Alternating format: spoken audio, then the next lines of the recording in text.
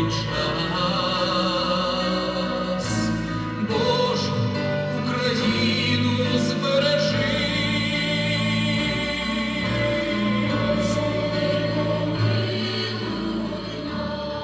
Today, we join over 700 cities and 65 countries in demonstrating our support for the brave Ukrainian people. This will be the biggest global rally in support of Ukraine ever. I would be bringing apologies on the fact that the Prime Minister is not here with us today, as he was with us on this day 1 year ago, on this very stage. But today there's nothing to apologize for, because the Prime Minister, Christia, and Minister Blair, the Minister of Defense, are not here in Toronto, they're on the Maidan in Kyiv. He thinks that he can wait us out. He thinks that it's 2 years, if it takes a little bit longer, support for Ukraine will start to fissure. Sadly, some of that message from Putin is starting to take root, even right here in our very country. I've been a little bit surprised, if I'm being candid with you, about the fact that recently in Canada's Parliament, we've had people, including opposition parties, including His Majesty's official opposition, vote against bills that would go in support of Ukraine, including Ukraine's economic supports through the Canada-Ukraine Free Trade Agreement. What I would say to you is what I would say to all of my fellow parliamentarians. Don't give Putin an edge in this battle. Let's continue to show absolute unanimity across all parties for support of Ukraine and its needs economically and militarily. In 2014, Russia began its ruthless invasion with the illegal annexation of Crimea. 10 years later, in a blatant disregard of international rule and order, Putin's bloody onslaught continues. For a decade, a full decade, the people of Ukraine have bravely resisted. The bonds between our two countries run deep. The generations of Ukrainians have found peace, freedom, new opportunities right here in Ontario, and since 2022, over 126,000 Ukrainians to our great province and have provided them with the support they need. We are far away from Ukraine, but our hearts are there. Toronto is a place where everyone from all corners of the world can find hope. Yes, it's been a hard, long 2 years of struggle, but through every victory, every setback, every moment of joy and sorrow, your spirit has never been broken.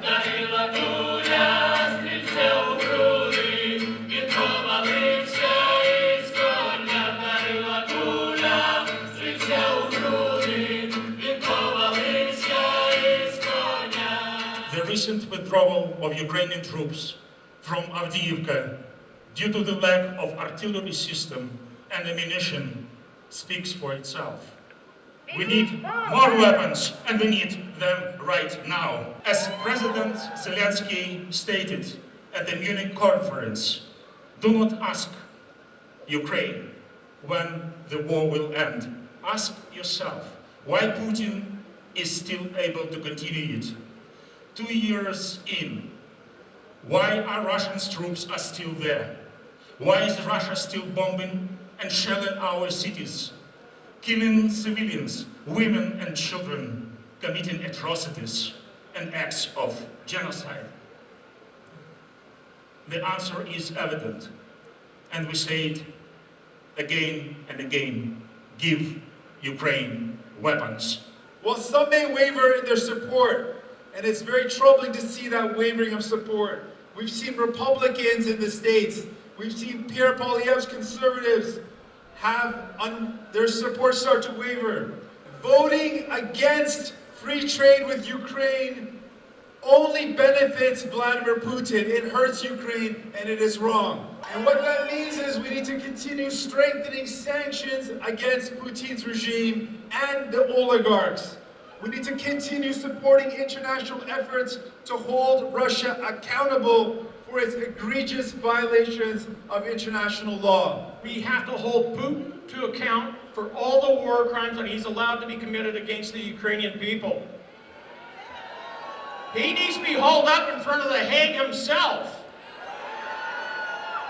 It's time for us to bring home all the Ukrainian children that the Russian military has abducted and have sent off to Russia to be brainwashed.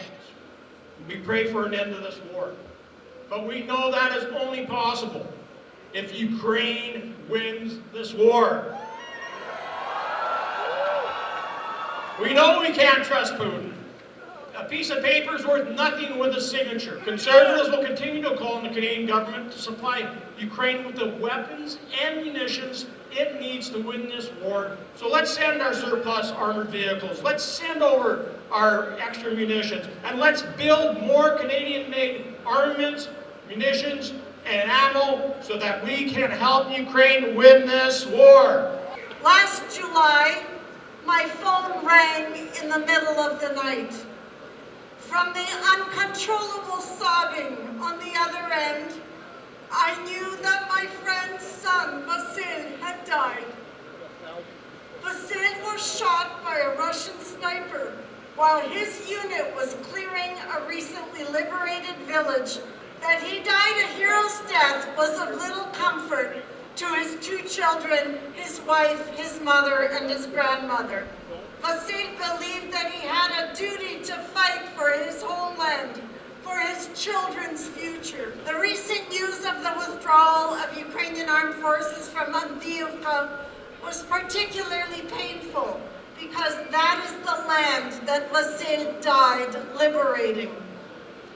The retreat from Avdiivka was not due to the lack of the will to fight. It was due to the sad fact that Ukrainians are running out of ammunition to fight with. Ukraine must be given the weapons it needs to win the war now, because the only way the war will end is with victory for Ukraine. Anything short of that is just delaying the inevitable reckoning with a murderous, despotic, and totalitarian regime. We must do more to make sure that Vasil, who fought for you and me, did not die in vain. Слава Україні! Слава Україні! Слава Україні! Так виглядає 20 тисяч українців! Будемо воювати, будемо стояти, будемо організувати. We ask you to continue to do everything you can in your power to support Ukraine. Raise funds. Talk to your politicians. They weren't all here today. Talk to your MPs, your councillors. We need non-stop support. Ukraine needs us. We have an incredible committee that continues to organize this, led by my great friend, Makian Shvets. And again, I want to thank all our friends from the different communities for showing up and supporting us. You guys are fantastic. We couldn't do this all on our own. Дякуємо вам. Разом до перемоги. Слава Україні!